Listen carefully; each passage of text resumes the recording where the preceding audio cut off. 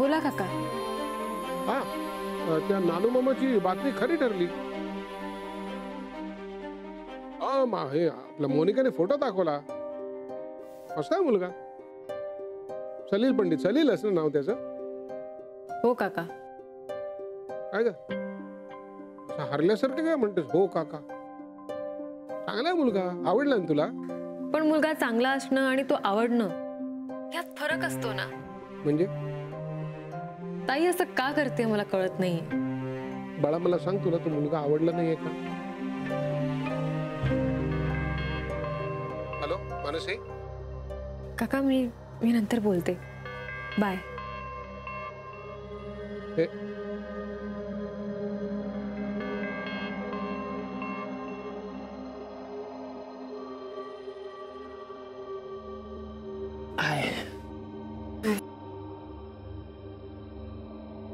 अरे वा, छान दिसतेस. सलील मला काहीतरी बोलायचंय,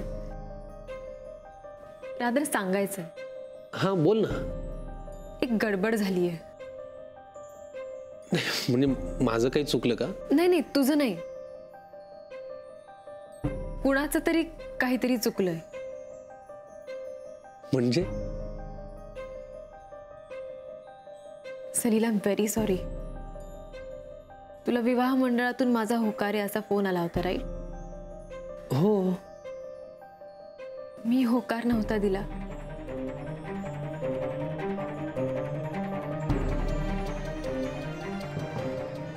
पण मग विवाह मंडळात तसं कोणीतरी जाऊन सांगितलं का? हो. ओके. सलील मी नाही, इट्स ओके. म्हणजे मला काही राग नाही आलाय. तू पण त्याचा एवढा विचार नको करू. म्हणजे कुणीतरी माझ्या भावनांशी वगैरे खेळलं असं काही मला वाटत नाहीये. पण म्हणजे चुकून असं कुणी जाऊन सांगितलं का? हो. ओके, ठीक आहे. आता त्याचा आपण कशाला एवढा विचार करायचा ना. ह्याच्यामुळे आपल्याला एक गोष्ट तर कळाली की तुझा होकार नाहीये. हो. पण एक विचारू, म्हणजे होकार नसेल पण नकार ठाम आहे का?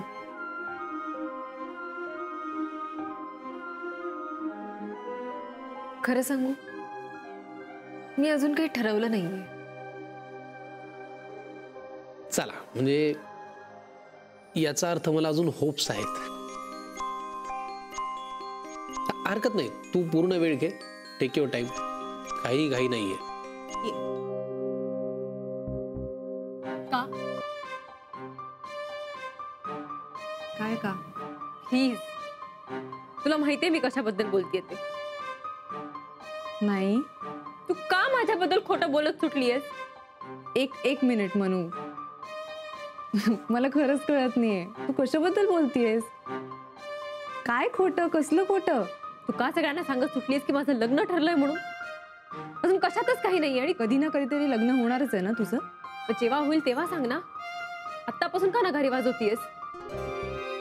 आधीच काही कमी त्रास नाही माझ्या डोक्याला. प्लीज त्याच्यात आणखी वर घालू नकोस.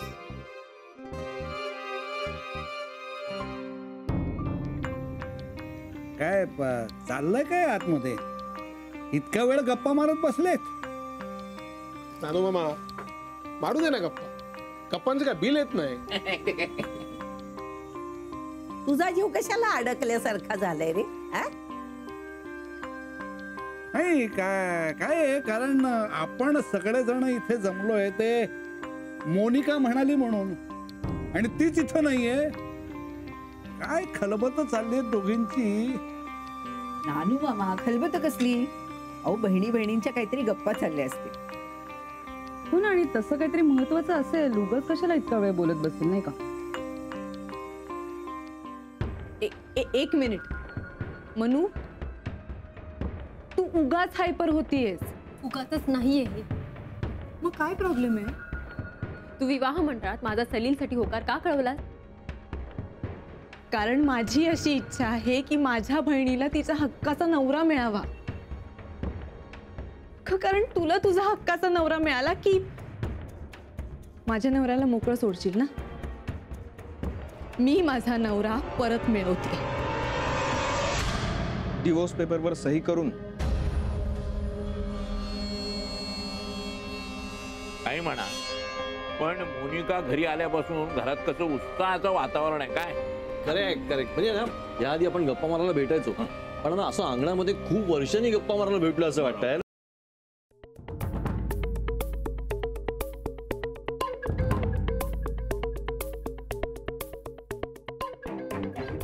काय गंमत आहे नाही. तुमच्या दोघांची ही इच्छा होती की मी डिवोर्स पेपरवर साईन करा, आणि माझी बहीण माझ्याच डिवोर्ससाठी तुला मदत करते. पण मी जर माझ्या बहिणीच्या आयुष्याचा चांगला विचार केला, तिच्या लग्नाचा विचार केला, तर तुम्हाला प्रॉब्लेम आहे. आय एम सॉरी, पण तुझं लग्न तुझ्यामुळे तुटतंय, माझ्यामुळे किंवा आमच्यामुळे नाही. उगाच या सगळ्याला तुला हवा तसा रंग देऊ नकोस ताई. आणि माझ्या लग्नाची घाई करायची तर मुळीच गरज नाही. गरज नाहीये असं तुला वाटतंय मानसी, पण बाकीच्यांना तसं वाटत नाहीये ना. कारण त्या सगळ्यांच्या मनात तू भरवलंयस, सगळा गोळ करून ठेवलाय. मानसी, तुझ्या बहिणीची डिलिव्हरी जवळ आली आहे आणि तू तिच्याशी अशा पद्धतीने बोलतीयस. लाज नाही वाटत तुला? फाईन, मी मान्य करते मी माझ्या आयुष्यात काहीही केलेलं नाही, पण मी तुझ्या चांगल्याचाच विचार करते ना.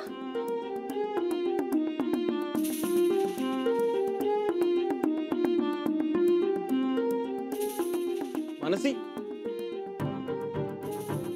ओ फोटोग्राफर, एक फोटो काढा की. लगेच. हे माझा नाही, सगळ्यांचं काढणं. ओ बरोबर. चला चला चला, या या या. दर वेळेला ना आले का सगळे?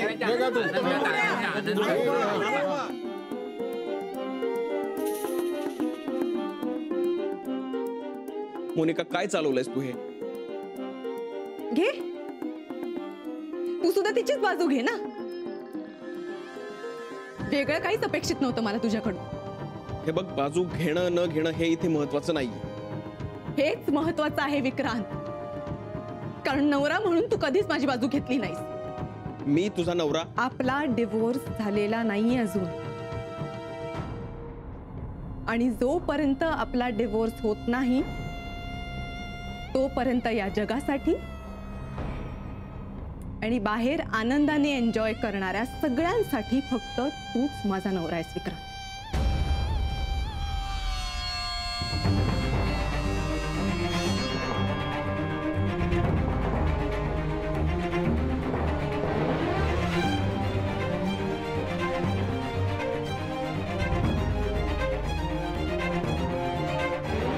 एक्सक्यूज मी मॅम, तुमच्यासाठी हा बुके आलाय.